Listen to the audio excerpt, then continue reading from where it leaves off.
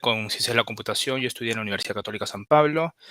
También estudié, bueno, también estudié más bien, no terminé, como se llama, ingeniería industrial en la UNSA y actualmente yo me desempeño como desarrollador backend y también como ingeniero de datos. He trabajado para distintas empresas, sobre todo en, ¿cómo se llama?, en Estados Unidos y para el lado de Europa. Y bueno, a petición de, ¿cómo se llama?, de su profesora Mariané, estoy acá para, ¿cómo se llama?, para absorber algunas de las dudas que ustedes puedan tener, curiosidades, temas sobre lo que es el campo, ¿cómo se llama?, el campo laboral en lo que es la carrera para los egresados de ciencia de la computación o, ¿cómo se llama?, carreras afines. Y bueno, vamos a empezar. Gracias, Carlos. El grupo de Río Mar comienza entonces, por favor. ¿Quién va a hacer la pregunta?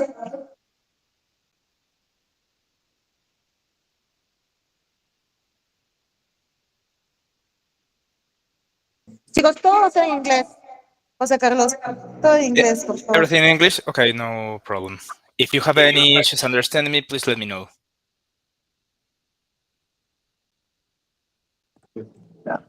Yeah, good morning, Carlos. My brother has two questions. Esto, ¿sabes qué? Está como... A ver, sí, como lo tengo. A ver, Preguntas para poder. preguntas como...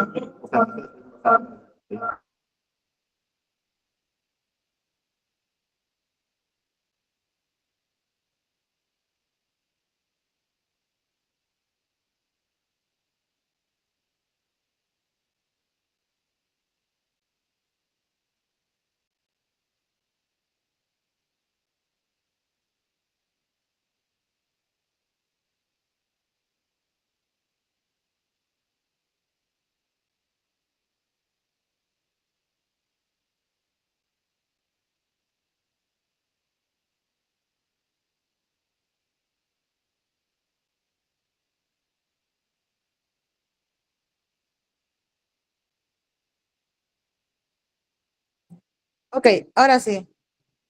Pregúntale. Ya la dificultades técnicas, en fin. The first question is, from your point of view, what are the most effective strategies for getting your first job opportunity in the field of technology? Okay. The first thing is perhaps to have visibility. I've been very lucky to not really every single job opportunity I've had. I haven't been really actively searching for, but mostly got several got perhaps contacted by human resources people from different companies who is actually presented me with opportunities and I had to jump across several rounds of interviews, technical challenges and stuff, and sometimes after 2 or 3 rounds of interviews, I actually got offered a job position. But the main thing is perhaps to have some visibility on the internet. Pretty much every single job I've gotten in the last 6 years it has been through LinkedIn. I'm not sure if you guys are in LinkedIn, but it's quite useful. You don't have to be the type of person who is constantly publishing stuff there, but it is important that you have perhaps a profile there and update it accordingly with your experience in the job that you've had recently. And of course, there's always, it doesn't hurt to actually be applying for different companies. I would recommend filtering by their most recent positions. Try to don't be okay. You can also apply the strategy of applying everything you see, but it's always better to align something that at least aligns with your I don't know, with your current with the stack you're familiar with, programming languages, technologies that you use. You don't have to check everything that is required, and I wouldn't really worry about preferred technologies. There are sometimes a list of mandatory ones and a list of desired ones. The mandatory ones is the one you should be focusing mostly about, and you don't really have to, I don't know, to have the whole thing in order matching in order to actually go and apply. You can try if you want. There's no, You don't have to restrain yourself to that. You always, and don't be afraid of pushing a little bit over the limit, because you don't know what might happen. There's always a bunch of possibilities. My main advice would be not to be afraid of anything, and apply as mm, don't apply. For example, if you're a backend engineer and have no idea what is, I don't know, what goes on in front-end development, do not apply to those jobs unless you're really curious about, I don't know, changing roles and try work in this type of role. But otherwise, I would recommend you to search for stuff that's aligned to your strategies. Also, LinkedIn is not the only place. There are other pages, and there are other services that actually list jobs, but I've never really actually gotten any jobs from there. All my positions have been obtained through being contacted on LinkedIn or applying on LinkedIn. So I think that would be the main thing I would recommend, at least based on my experience. Thanks, José Carlos.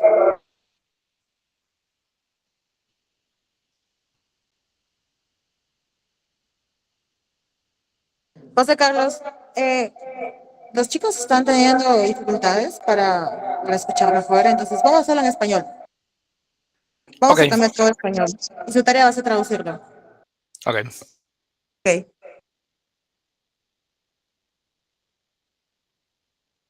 Ok. La siguiente pregunta del grupo.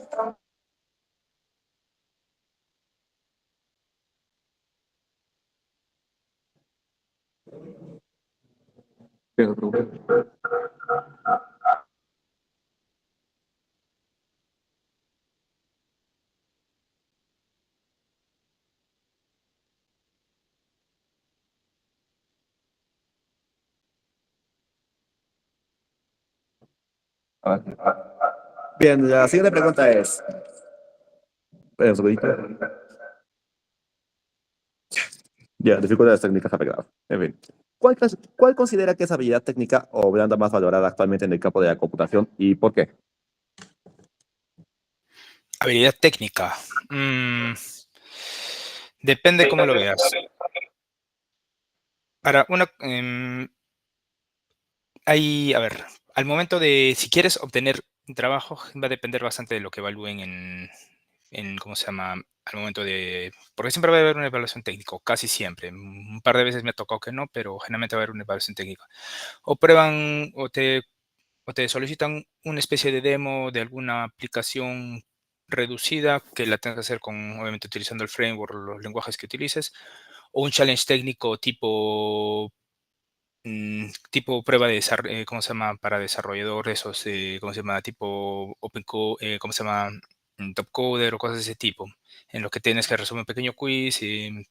Digamos, por ejemplo, tenemos estas dos cadenas, comparar cuáles son las permutaciones, cuántas permutaciones distintas tiene o cosas de ese tipo. No sé si alguna vez han hecho ese tipo de code challenges tipo CM. Eso también es Así que bueno, generalmente lo que valoran muchas veces no siempre es tanto el dominio, porque también otras también te hacen como que pruebas como de conceptuales, te están preguntando, digamos, si eres ingeniero en Python como yo, y te preguntan, qué sé yo, que la diferencia entre una lista y un vector, ¿cómo se llama? O sea, que cositas más específicas del lenguaje, para qué te sirve el yield, que es ¿cómo se llama? Que es un decorator, cosas de ese tipo.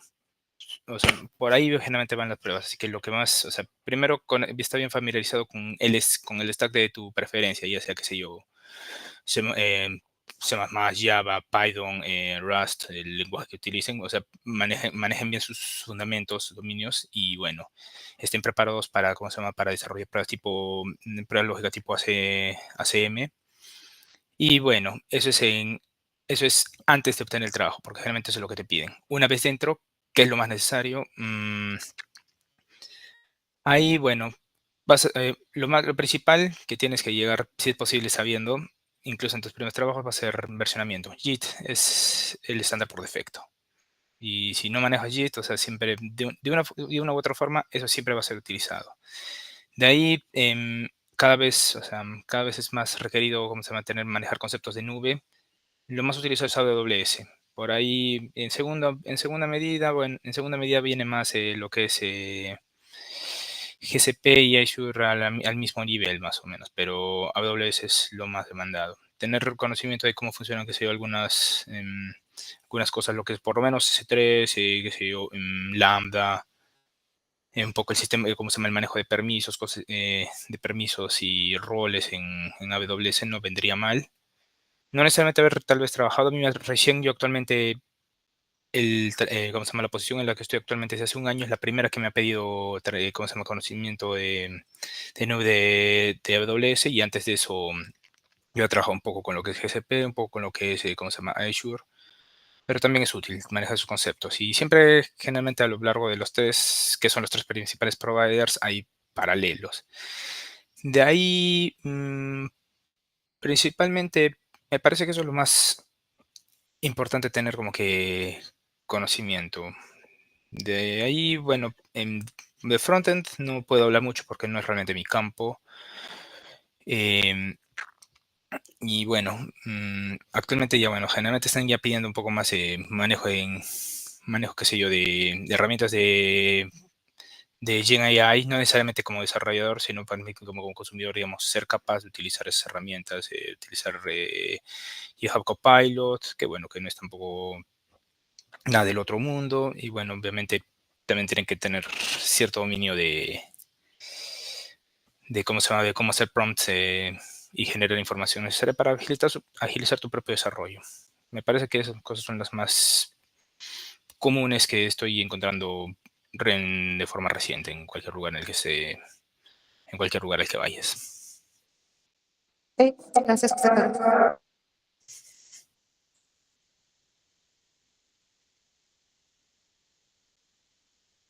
La siguiente pregunta.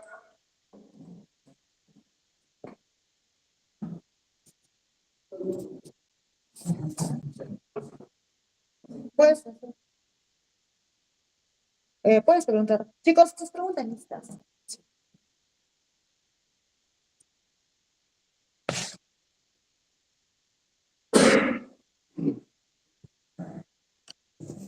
Am, Buenos días. Ok, una de las preguntas que nosotros queríamos hacerle es, si tuviera que ayudar a un desarrollador junior, ¿qué habilidades que no sean técnicas desearía poder decirle cuáles serían las mejores que podría recomendar?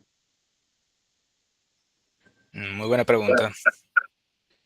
Lo más importante es capacidad de comunicación. Siempre vas a necesitar ayuda, incluso si es que llevas, qué sé yo, un mes, una semana, un año en el proyecto que estés trabajando, siempre va a haber un momento en el que necesites ayuda.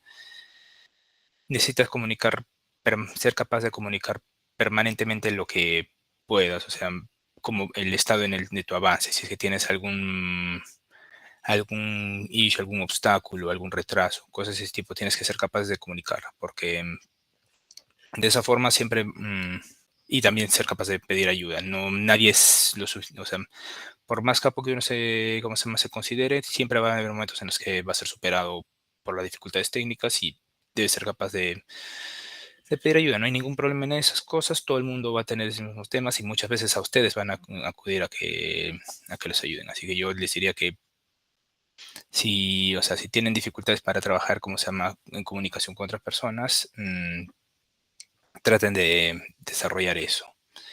Y bueno, que recomendaría fuera de eso, o sea, traten de, no sé, o sea, de estar siempre abiertos a nuevas formas de hacer las cosas, porque siempre van a encontrar filosofías distintas de trabajo donde vayan. Incluso pasando de una compañía a otra, van a encontrar cosas completamente opuestas de un lado a otro, y que probablemente tengan su propio sentido de existir. Así que no siempre tengan la mente abierta. Esta es una profesión que requiere bastante apertura de mente para ver distintos puntos de vista, porque hay muchas formas de resolver los distintos desafíos a los que nos enfrentamos diariamente, y no necesariamente nuestra solución, por más que nosotros la justifiquemos, puede que sea la mejor. Así que desarrolla bastante el don de gente, y bueno, maneja la comunicación. También en ese aspecto el inglés es muy necesario, la verdad. O sea, el inglés es de diferente, ¿cómo se llama? Te suelta una cantidad impresionante de posibilidades que, si no lo manejas, sencillamente no vas a tener acceso. Porque realmente es, o sea, es así, o sea, yo desde el 2020 trabajo directamente para consultoras y con proyectos extranjeros. En realidad lo vengo haciendo casi los últimos 8 o 9 años, pero en ese momento sí se nota la diferencia entre trabajar para una compañía local o nacional o trabajar para empresas de afuera directamente o como se llama, consultoras internacionales que manejan proyectos en todo el mundo. Y se nota la diferencia en eso. Así que tener una comunicación efectiva y poder manejarla de forma bilingüe es importantísimo. Entonces, el inglés, muy necesario. Ok, siguiente pregunta. Sí, muchas gracias. Y para que toda la clase te escuche, hasta más por. La siguiente pregunta que nosotros queríamos hacerle es, ¿cómo usted cree que tecnologías como el bytecoding impactan en la forma de que los desarrolladores escriben código? Y sobre todo, ¿qué habilidades deberían comenzar a desarrollarse ahora para adaptarse a un futuro? Ahí sí me agarraste. ¿Qué es el bytecoding? O sea,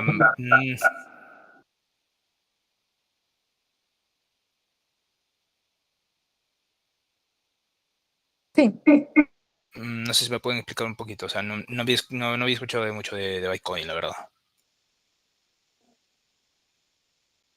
Buenos días. Bueno, ahora últimamente están saliendo software como el N8N. No sé si has escuchado acerca de eso, en el que se puede crear agentes, pero ya no con código, ¿no? Entonces, puedes hacer incluso páginas web, pero no codeando. Eh, Se refiere más a eso, al bytecoding. Mm, Ya, ok. Básicamente, la tendencia actualmente es, y bueno, esto no es una novedad. Siempre el mercado siempre ha buscado valer la necesidad de desarrolladores y esto es algo que viene desde hace tiempo. Siempre se ha buscado ¿cómo se llama? Desarrolladores de software siempre han estado en demanda por el motivo que no es algo tan como que sencillo o accesible, es algo que empiezas, o sea, a pesar de que se ha intentado, no es como que tomas un bootcamp y ya estás listo para, ¿cómo se llama? Para trabajar en Google. Es un poco, o sea, siempre hay un poquito más de profundidad en ese tema. Y a pesar de que se ha paliado estas herramientas, ¿cómo se llama? Estas herramientas que están, ¿cómo se llama? Generándose actualmente, que confían bastante en la inteligencia artificial, si bien tienen sus aplicaciones y probablemente vayan a tener mucho impacto, sobre todo el proceso de reemplazar, por lo menos por ahora, a lo que vendría a ser el desarrollador junior, porque generalmente una empresa probablemente prefiera pagarle un senior y estar pagando licencias que se llama de distintos productos basados en Generative AI para paliar, qué sé yo, cosas que a lo mejor un junior podría recién estar aprendiendo a hacer. Es básicamente el estado en el que considero que se encuentra ahora la industria. Hay cosas, o sea, tú no vas a poder hacer un sistema muy complejo ¿cómo se llama? Con estas herramientas. O sea, probablemente te va a reemplazar cosas más reducidas, pero digamos, genera, por ejemplo, un flujo completo de HL, no te lo va a poder regenerar completamente desde ser una llena. Y siempre va, incluso por más código base que puedas pregenerar, siempre va a necesitar intervención de un humano, al menos en este momento, o en el futuro cercano, para como adecuarse a la necesidad del mercado. Yo creo que actualmente, si bien se ha tenido un crecimiento bastante acelerado de lo que es el Gen AI, que es incluso aplicado, ¿cómo se llama?, a cubrir parte ¿cómo se llama?, del esfuerzo que actualmente desarrollan los developers, no es algo que vaya a ser reemplazado completamente. Sí se nota el impacto, sobre todo se nota a nivel de junior y ¿cómo se llama?, de banda de desarrolladores juniors, y es algo que a ustedes les va a representar un desafío ahora que empiecen a incorporarse al mercado laboral, pero tampoco es algo definitivo. Para mí, al menos según mi percepción, puedo estar equivocado, el tiempo me lo dirá. O sea, el GNI está llevando un límite y probablemente no se vea otro salto tan fuerte como este hasta, qué sé yo, hasta que realmente tengamos, qué sé yo, computación cuántica o algo así, que realmente pueda ser como que comercialmente viable. Hasta entonces estamos llegando a ese punto y yo, o sea, si bien es bueno tener conocimiento de estas herramientas. A mí, por ejemplo, muchas veces me voy a informar un poco más sobre lo que es bytecoding, pero en general, de estas herramientas que ya te ayudan a generar no son, o sea, buscan, claro, siempre el mercado siempre busca reemplazar el punto en el que le cuesta más, y el developer es un profesional caro. Pero no me preocuparía tanto por eso. O sea, mientras uno, o sea, siempre van a haber cosas que una computadora, ¿cómo se llama? Que una computadora, que una GenAI, Generative AI no puede hacer por nosotros. Y estamos nosotros para corregir. Eso del vibe coding no es, o sea, tiene sus límites muy bajos. No va a venir una persona ¿cómo se llama? Con cero conocimiento de desarrollo y va a poder, ¿cómo se llama? Armar una aplicación seria. Para pequeñas cosas sí, pero y puede que les sirva a pequeños profesionales que no sean del área, pero no va a reemplazar a alguien especializado en cosas más serias que tengan, como se llama, requerimientos más fuertes, en qué sé yo, de performance, que maneje volúmenes en nombres de datos, cosas de ese tipo no van a ser inmediatamente vamos a ser inmediatamente reemplazadas, así que yo no me preocuparía tanto por eso. Ok, gracias. Perdón, ¿qué grupo Cristian?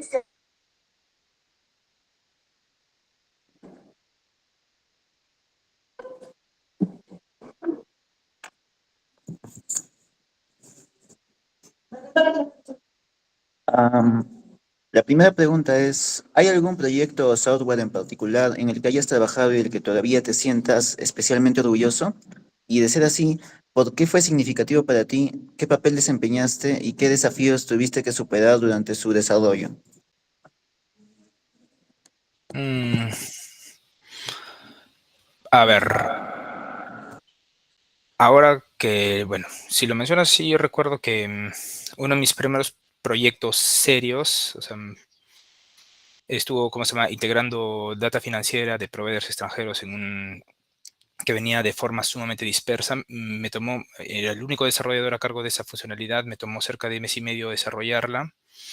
Tenía un montón de casos edge en los que realmente tenía que hacer ¿cómo se llama?, un control de errores bien minucioso para evitar porque, digamos, si venía, digamos, un provider con un tipo de data distinto, me podía romper ¿cómo se llama?, todo el proceso. Era un proceso bastante pesado que se tenía que ejecutar un par de veces al día para hacer un montón de información, almacenar en ¿cómo se llama?, en base de datos y tenerla lista y ser constantemente actualizada, dicho sea de paso.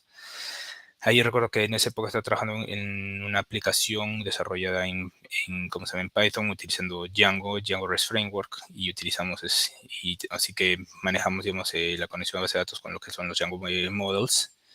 En esa época estoy hablando de Django 2.8, 2.10, no me acuerdo exactamente, pero al final, cuando la aplicación pasa ya, digamos, staging, al momento de ser incorporada, con todo el trabajo que hice, solamente tuve una pequeña observación con el manejo de valores reales y no tuvo ninguna durante el tiempo que estuvo ¿cómo se llama?, en empleo, y es una de las cosas de las que me siento más orgulloso. No es una funcionalidad particular, ahora que ya han pasado años y he hecho cosas a lo mejor mucho más complejas, no es algo que a lo mejor no resulta tan impresionante, pero en ese momento, o sea, pasar algo que parecía que tenía tantos tantos reveses, tantos edge cases en los que tenía que prestar muchísima atención, pasarlo con un coverage bastante alto de pruebas que eran bastante relevantes para verificar que todo funcionara bien y que nunca tuviese problemas en producción de ningún tipo. Y el único problema que tuvo que fue detectado en staging y fue solucionado relativamente rápido, o sea, fue para mí espectacular. O sea, al día de hoy quisiera, o sea, a veces, por ejemplo, también tuve suerte que tuviese el tiempo para trabajar en eso de forma y dedicarle el tiempo adecuado.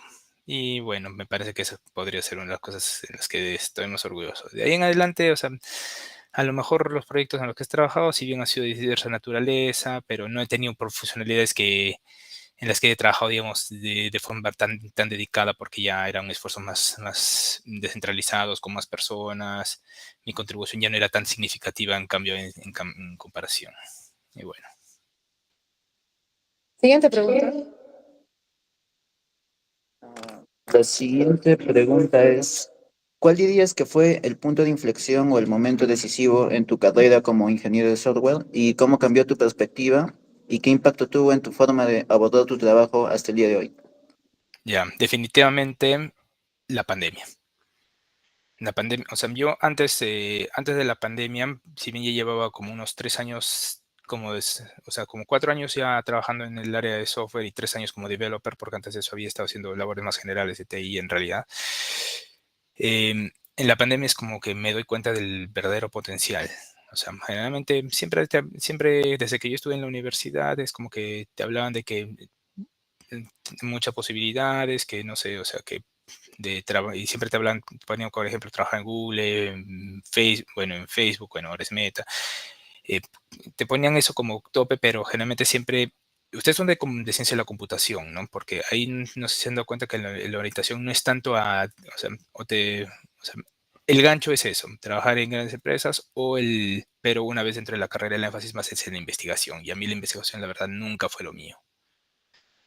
Y bueno, pero en ese momento, o sea, yo trabajaba en una consultora acá en Arequipa, bueno, y, o sea, no me iba mal, estaba tranquilo, pero en ese momento, como todo el mundo empieza a trabajar desde casa, las compañías empiezan a contratar de forma muy heavy, de forma remota, y fue muy bueno, para los que nosotros éramos developers, fue muy bueno porque realmente las oportunidades que a lo mejor siempre estaban ahí, pero no todo el mundo las aprovechaba, se abrieron y empezaron a llegarnos directamente cada quien veía un montón de propuestas que incluso te mareaban, todo el mundo, o sea, en un ratito de la empresa en la que trabajaba, todos, como trabajamos con proyectos extranjeros, casi todo el mundo manejaba buen inglés. En un lapso de 10 meses, el 85% de la empresa se allí estaba trabajando para afuera, percibiendo sueldos muy altos, y es como que ahí te das cuenta del verdadero poder de la tecnología. Como ya no, o sea, hasta ese punto, o sea, si bien ya existía el trabajo remoto, no era algo tan común. Ahora, toda la gente en ese momento, digamos, con la gente con la que había estudiado o trabajado, el 85-90% tenía trabajos presenciales. Ahora, si te digo 5% de la gente que conozco mantiene trabajos presenciales, es exagerar. Todo el mundo trabaja remoto y todo el mundo hubo un salto enorme ¿cómo se llaman? Las condiciones generales para todos. Ahora eso ya se ha estabilizado. A lo mejor ya las ofertas ya no son tan buenas. Es como que hubo un pico, como siempre, hay un pico y una bajada. Ahorita estamos terminando de remontar la bajada, se está terminando de estabilizar porque primero viene el pico de demanda, luego viene la bajada, viene el impacto ¿cómo se llama? De la Generative AI, que también tuvo su impacto serio, y ahora como que se está estabilizando. Ya el mercado ha cambiado y bueno, me parece que ese fue el punto en el que yo también dije, yo hasta ese momento había estado considerando otras vías, ¿cómo se llama? Académicas. De ahí dije, no, ya prefiero quedarme acá. O sea, realmente con esas diferencias sí vale la pena quedarse como seguir trabajando como developer, porque incluso estaba considerando estudiar nuevamente otra cosa, pero sí vale la pena. O sea, trabajar en proyectos afuera te cambia la mentalidad un poco, te abre la vista a las cosas que se pueden hacer y que realmente es todo un mundo muy interesante de explorar. Gracias, profe Carlos.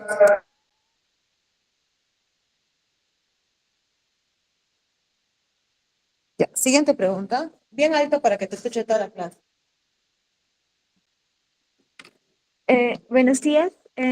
Nuestra pregunta es, ¿qué importancia no, disculpe. ¿Qué consejo le darías a un estudiante de ciencia de la computación que quiere trabajar en la industria tecnológica en Estados Unidos? Ya. Lo primero, y esto va además, el inglés. El inglés, o sea, es indispensable, no hay forma de decirlo. O sea, el inglés es la diferencia entre tener ¿cómo se llama? Estar limitado al mercado local o en el mejor de los casos latinoamericano y expandirte a nivel mundial. De ahí, lo segundo, lo que ya también mencioné, capacidad de comunicación, de colaboración. No tengan miedo a generar nuevas amistades, que generalmente es una de las cosas que a lo mejor a veces será por, no sé, por algún tipo de estereotipo o algo así, pero no somos tan directos como para hacer ese tipo de cosas, pero como latinoamericanos tendemos a ser mucho más sociales. Nuestras habilidades sociales están por encima de, qué sé yo, trabajador de, ¿cómo se llama? Del área de software, qué sé yo, del este de Europa o del subcontinente indio, que son legión y que siempre van a encontrar alguna de esas personas. O sea, esas personas tienen un nivel de comunicación un poco más,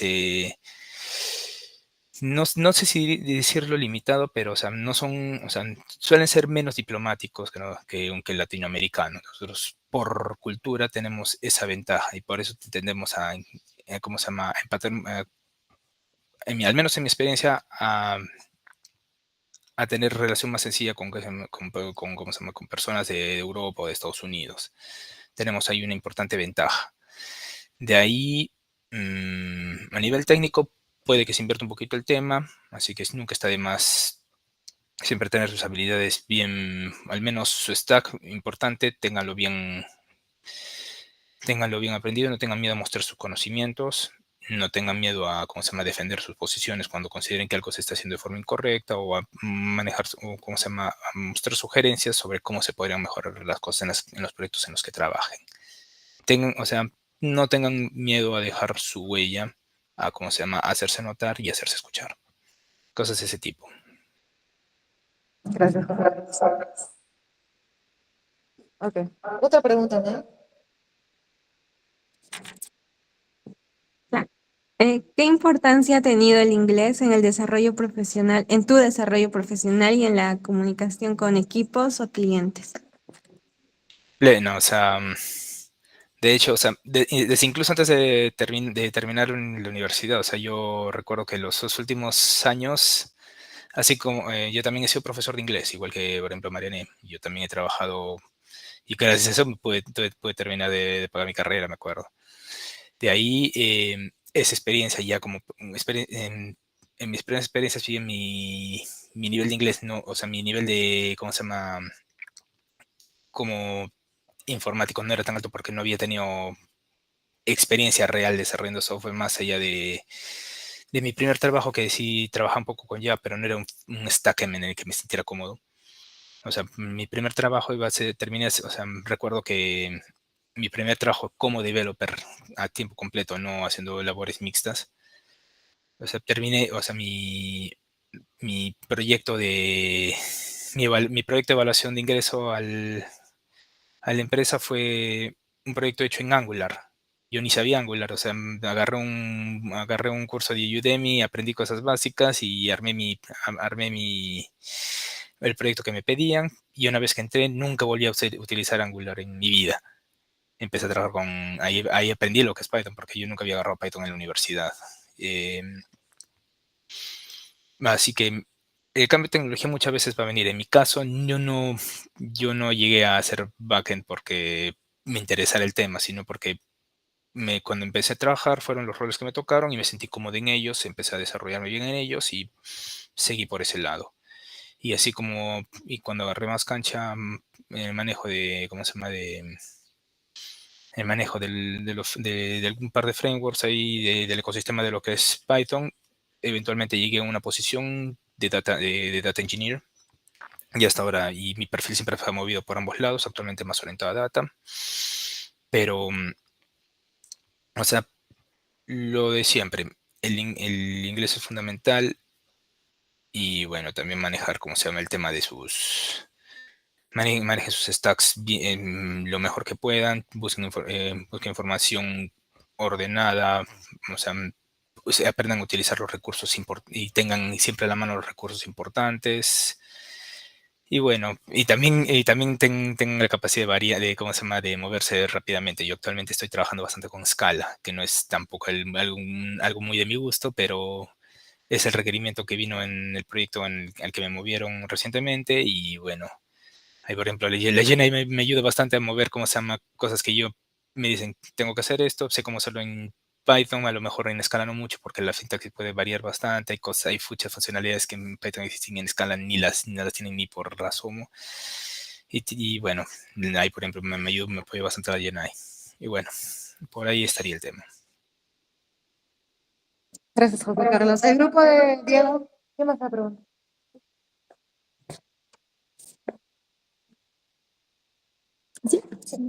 Bueno.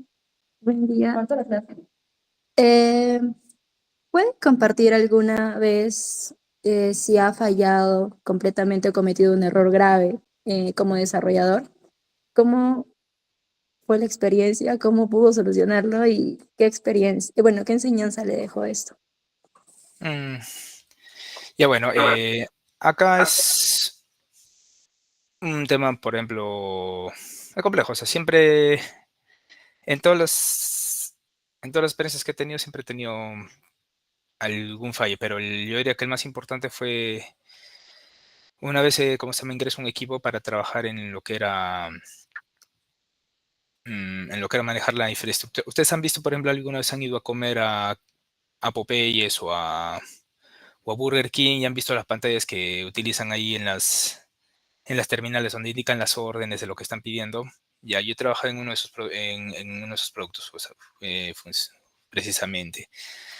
Y era un producto bastante complejo, bastante arcaico hasta cierto punto. Había módulos escritos en C en los que he tenido que meter mano. Y yo no veía C desde la universidad. De hecho, había visto bastante poco C. Yo más que nada trabajado en C++ en la universidad. Pero C puro fue todo un desafío meterse ahí. Pero ahí el problema es que había muchos como que errores reportados que eran bastante complicados de reproducir. Y ahí lo que me faltó fue en ese momento pedir ayuda cuando me estancaba en no poder reproducirlos. Y ahí, bueno, al final nunca me adapté mucho al ritmo de trabajo ¿cómo se llama? Esos productos, de ese producto en realidad, porque o sea, yo venía de una filosofía completamente mucho más moderna y ahí me tocó trabajar con un producto bastante antiguo en el que o sea, no habían partes nunca había visto código en Python 2 y ahí por primera vez me tocó ver cosas así. Y, y además, incluso hasta tuve que ver cositas de cómo se llama, reproducir cosas que estaban en frontend, que yo tampoco ya, para esa época, yo ya no veía nada de frontend. O sea, lleva como 3 años sin tocar absolutamente nada de frontend y me tocó de repente pasar de C, o sea, ver cosas en C y cosas en React en un mismo proyecto que sí, a veces ¿cómo se llama? El cambio de paradigma le choca mucho a uno y si no sabe pedir ayuda a tiempo, a lo mejor no llega a recuperarse. Ahí me faltó capacidad de adaptación y es algo en lo que sí he tenido que seguir trabajando porque al final tuvo ¿cómo se llama? Uno de los providers con los que trabajaban cerró, l- se acortó personal y yo y ¿cómo se llama? El trabajador más nuevo y como tampoco me había adaptado completamente al ritmo de trabajo, se cerró el contrato y de ahí, bueno, me quedé de repente sin trabajo. Y eso también hay que también pensar en eso. No estamos en la época de nuestros padres en las que uno trabaja en un mismo lugar durante varios años. O sea, que uno tiene que estar consciente de que a lo mejor uno va a estar cambiando cada año, cada 2 años, en el mejor de los casos, de lugar, porque generalmente a los 2 años uno ya no tiene mucho más que aprender del proyecto, ya a lo mejor ya llega el tope profesional de lo que le puede aportar a uno mismo. ¿Cómo se llama? Y segundo, los proyectos no siempre tienen duraciones tan largas en la mayoría de casos. Así que uno siempre tiene que estar dispuesto a buscar nuevas oportunidades y darse cuenta que a lo mejor la estabilidad no es algo tan común en nuestro ramo. Hay muchos otros beneficios, pero la estabilidad a lo mejor no es uno de ellos, porque también van evolucionando acorde a la tecnología y eso en combinación es un estado de cambio permanente al que tenemos que estar habituados. Gracias. A ver, la siguiente Mariane, grupo. eso me toca. Oh, Mariane, por la hora yo ya tengo que conectarme a otra reunión ya de trabajo, así que creo que solo tendría tiempo para hacer una pregunta más. ok, una pregunta más.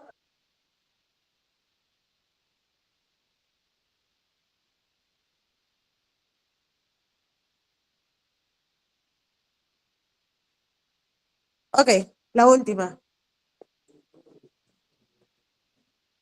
¿Qué tiempo tenía que presentar el taller? Desde el sábado. Para el sábado. ¿Qué aprendió, no? Hola, hola. Hola. Ok, ok. Este, ¿cómo abordaste el tema de tu búsqueda de empleo cuando te graduaste? ¿Qué nos podrías recomendar? Uy, lo mío es un mundo ahí, porque Yo recuerdo que más bien cuando termino la universidad, terminé bastante hastiado de todo lo que era computación.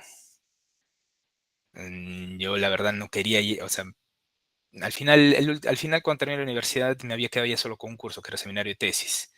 Una vez que lo apruebo es como que realmente estaba hastiado de lo que era, de todo lo que era computación. Y me tomé un año sabático de que al final entiendo es como que año y medio de no ver absolutamente nada de ese tema. Un amigo me avisa de una oportunidad para trabajar como controlador de GPS en Perurrelo, o sea, trabajar en minería, en algo que no tenía nada que ver con computación. Y yo apliqué allí, quedé, estuve trabajando como 9 meses en ese lugar. También rápidamente me di cuenta que, ¿cómo se llama? Que estar trabajando en campamento y mina no es para nada lo mío y que suerte que nunca terminé, nunca le metí mucho énfasis a, qué sé yo, cuando estaba estudiando industrial y que me quedé más bien en ciencia de la computación. De allí, algo que me ayudó bastante, o sea, yo he tenido un poco la suerte de no tener que, al comienzo, al menos al comienzo de mi carrera, no tener que buscar demasiado, porque de ahí un compañero de la universidad que ya trabajaba en ese momento en la Universidad de La Salle en el área de TI, parece que estaban necesitando a alguien que fuera a ayudar porque habían perdido a una persona del equipo, necesitaban cubrir ese puesto y yo y estaba, y se contacta conmigo, voy y tengo una entrevista con el, ¿cómo se llama? Con lo que era el promotor de la universidad ya y quedo. O sea, pero también empecé bastante de a poco porque mi primera posición ya como de informática en realidad una posición mixta de TI, o sea, no eran para nada sofisticada. Trabajaba desarrollando, ¿cómo se llama? Cosas internas de la universidad, como el portal académico, la aplicación que utilizan ahí ¿cómo se llama? En la universidad, el sistema de biblioteca, cosas que tenían ellos, pero también buena parte del trabajo era chamba manual. O sea, o sea, recuerdo que tenía que ayudar con el tema de proyectores, qué sé yo, cableado, una vez tuvimos que cablear un edificio nuevecito entero, y eso es chamba casi prácticamente de obrero, o sea, no, o sea, era como que 50-50 desarrollo efectivo y 50% las demás cosas. Normal. Y bueno, a veces yo la verdad ya era como que mi forma de reincorporarme un poco y ir agarrando nuevamente viada. De ahí tuve un par de entrevistas, recuerdo, había una empresa, una consultora de acá de Arequipa que en ese momento era bastante importante, un lugar bastante prestigioso porque era una de las pocas consultoras propias de Arequipa que trabaja directamente con proyectos de Europa que se llamaba Inca Labs. Y ahí también me contacta, ¿cómo se llama? Uno de los dos, ¿cómo se llama? Directores de la empresa, que hoy es mi profesor en la universidad, estaban buscando personas también, y ya bueno, mi nombre por allí salió. Y si bien ¿cómo se llama? Me recuerdo que me dejan un code challenge, tenía libertad para escoger cómo lo hacía, me parece que era un sistema tipo biblioteca, algo así. Hay bastante contratan juniors, porque éramos gente o que recién había salido de la universidad, o que lleva poco, o que incluso estaba todavía estudiando.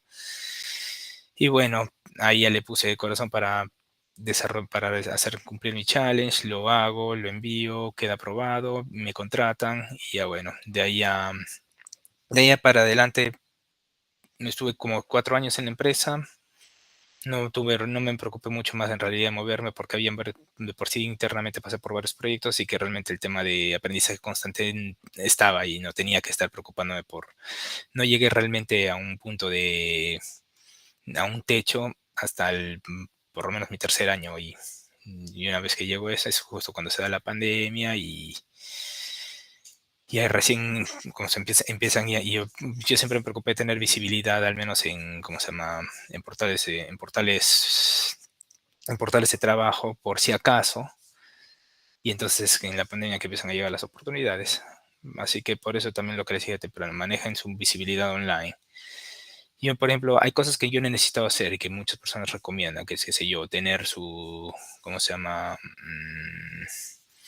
¿Cómo se llama? Un portfolio ¿cómo se llama? De proyectos. Puede ser útil, yo no lo he necesitado, pero bueno, mi experiencia es distinta a la que ustedes puedan tener. Si ustedes tienen proyectos en los que han trabajado, no tengan miedo de exhibirlos. O sea, igual yo también por ahí tengo mi repositorio GitHub, tenía un par de proyectos que ya están abandonados porque la verdad a estas alturas uno ya, sus prioridades van cambiando y ya a lo mejor para mí ya no estoy en una posición en la que ya que pueda trabajar con esos proyectos, pero si los tienen y se les quedan las ganas, háganlo. Tampoco, o sea, mantengan un equilibrio entre su vida personal y su vida profesional, que la vida profesional no se los coma. Yo creo que ya tienen suficiente de eso en la universidad y yo también fue uno de los motivos por los cuales yo al terminar la universidad no quería ver nada del tema, porque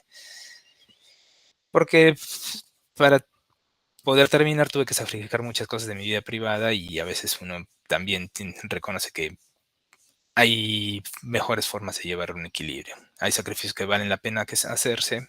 Terminar una carrera tan desafiante como lo es si la computación lo vale, pero también hay que saber apreciar ¿cómo se llama? El balance. Y una vez que trabajen ahí debería ser más sencillo tener ese balance y también tienen que ser capaces de apreciarlo. No tengan miedo a dedicarle tiempo a aprender nuevas cosas, pero tampoco que sea ese su único motor de vida. Sean personas completas, tengan sus intereses apartes y manténganlo siempre. Yo creo que es una de las cosas más importantes que les puedo recomendar también, porque al final el mundo es bastante amplio y no todo, y por más que nuestra carrera pueda ser súper apasionante, no es lo único que hay en esta vida. Y bueno. Muchas gracias, José Carlos. Tienes entonces una reunión que iríamos acá con la entrevista. Muchas gracias, chicos. Díganle gracias a José Carlos. Muchas gracias, Que Mariana, más tengas bien feliz día, José Carlos. igualmente. Ya. Dale, chao. Gracias, chao, despídense. Chao, chicos, cuídense. Ok.